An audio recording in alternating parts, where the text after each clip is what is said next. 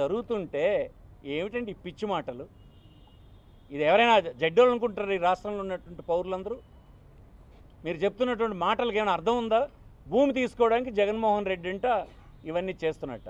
చేతకాని దద్దమ్మలై ఏనాడు రైతులకు ప్రయోజనం ఇచ్చే పని ఒక్కటి చేపట్టలేక ఎంతసేపు రియల్ ఎస్టేట్ వ్యాపారం కోసం రాజధానిని తగలబడి 5 సంవత్సరాలు తగలబెట్టిన మీరు 5 సంవత్సరాలు నిరంతరం భూమి రైతులు వారి ప్రయోజనాలు అనేది వైపు పనిచేసిన జగన్మోహన్ రెడ్డికి పొంతనా అని అడుగుతున్నారు. జగన్మోహన్ రెడ్డి భూమి తీసుకున్నాడా, భూమి హక్కుల్ని ప్రజలకు ఇచ్చినాడా ఒకసారి మీరు చూడండి. ఈ రాష్ట్రంలో స్వాతంత్రం వచ్చిన తర్వాత ఈ 75 సంవత్సరాల్లో పంపిణీ చేసినటువంటి భూమి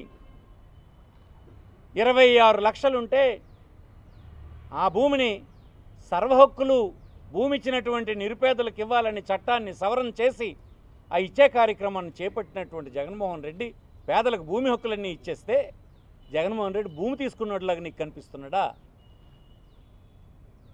స్వాతంత్రం వచ్చి ఇప్పటి వరకు ఇల్లు కనీసం లేదని బాధపడుతున్నటువంటి పేదలకి 12,800 కోట్ల రూపాయలు ఖర్చు పెట్టి భూమి కొని 31 లక్షల మందికి హౌస్ సైట్స్ ఇచ్చినటువంటి గొప్ప నాయకుడు జగన్మోహన్ రెడ్డి అయితే అతను పేదల దగ్గర నుంచి భూమి తీసుకుని ఇచ్చినట్లు నీకు కనిపిస్తున్నాడా?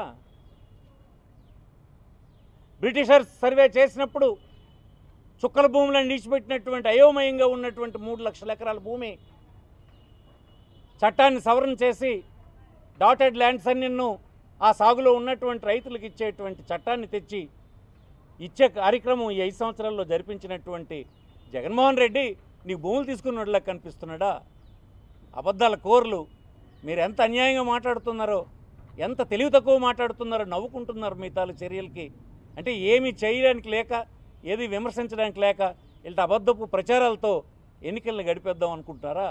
సాధ్యం కాదని మనం చేస్తున్నాం. ఈ రాష్ట్రంలో సోషల్ మీడియా ఉంది, మీ దగ్గర ఛానల్స్ 4 ఉండొచ్చు, కానీ లక్షలాది కోట్లాది ఛానల్స్ ప్రజల చేతుల్లో ఉన్నాయని ఈ సందర్భం మనం చేస్తున్నాం. ఏ సీనియర్ అడ్వకేట్ నేను అడగమనండి, చట్టం మేము తెచ్చిందా, బీజేపీ ప్రభుత్వం సజెస్ట్ చేసిందా? చట్టం మేము అమలు చేస్తున్నామా ఈ రాష్ట్రంలో? లేదని మీకు 10 సార్లు చెప్పలేదా? కోర్టులో కావాలంటే కోర్టులో కూడా ప్రభుత్వం తరఫున మా న్యాయవాదులు వివరించలేదా?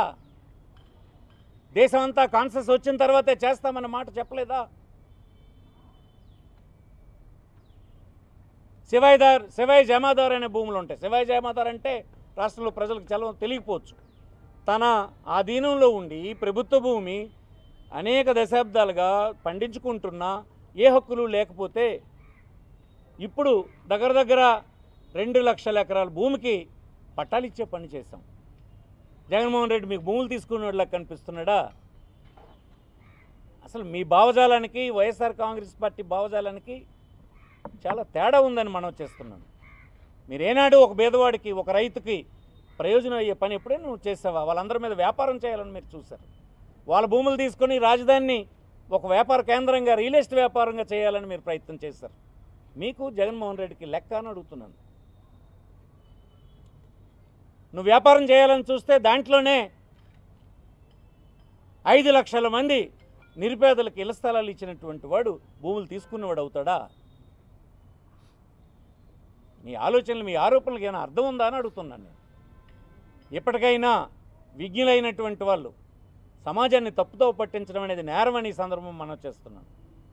ఈ రాష్ట్ర ప్రభుత్వం టైటిలింగ్ యాక్ట్ని అమలు చేయదు.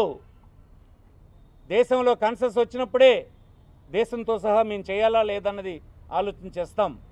కార్డు 2.0 సాఫ్ట్వేర్ 135 డాక్యుమెంట్స్ జనరేషన్ మాడ్యూల్ని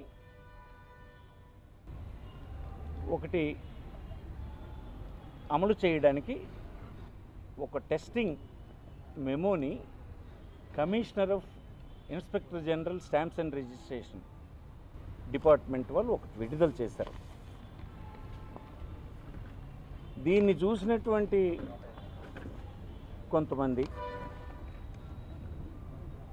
ఆతృతతో ఒక రాజకీయ పార్టీకి నష్టం కలిగించాలని, ముఖ్యంగా వైఎస్ఆర్ పార్టీకి నష్టం కలిగించాలని, తద్వారా తెలుగుదేశానికి ప్రయోజనం కలిగించాలని వారు ఇది అర్థం చేసుకోకుండా అర్థమైన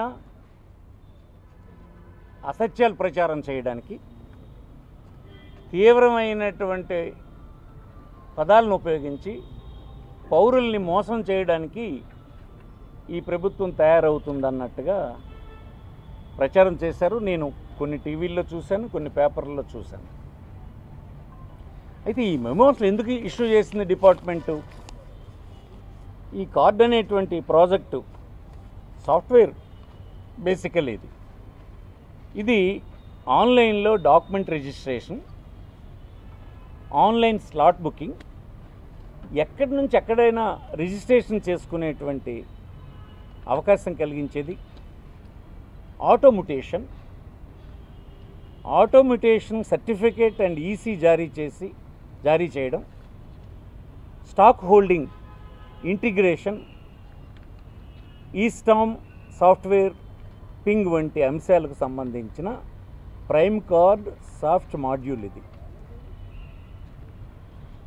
అంటే ఒక చోట నుంచి ఒక చోట రిజిస్ట్రేషన్ చేసుకోవడానికి ఉపయోగపడే సాఫ్ట్వేరు, డాక్యుమెంట్లని రిజిస్ట్రేషన్ ఆన్లైన్లో రిజిస్టర్ చేయడానికి, ఆన్లైన్ స్లాట్ బుక్ చేయడానికి, ఆటోమ్యుటేషన్ అంటే ఇంతకుముందు తహసీల్దారు వద్దే మనం మ్యుటేషన్ చేసుకోవడానికి వెళ్ళేవాళ్ళం. ఇప్పుడు అలా ఉండదు. భూమి రిజిస్ట్రేషన్ అయిన వెంటనే ఆన్లైన్లో ఆటోమేటిక్గా మ్యుటేషన్ అయిపోతుంది, రెవెన్యూ రికార్డులో అది రిఫ్లెక్ట్ అయిపోతుంది. ఇది పౌరులకి ప్రయోజనకరమైనటువంటి సాఫ్ట్వేర్ ఇది.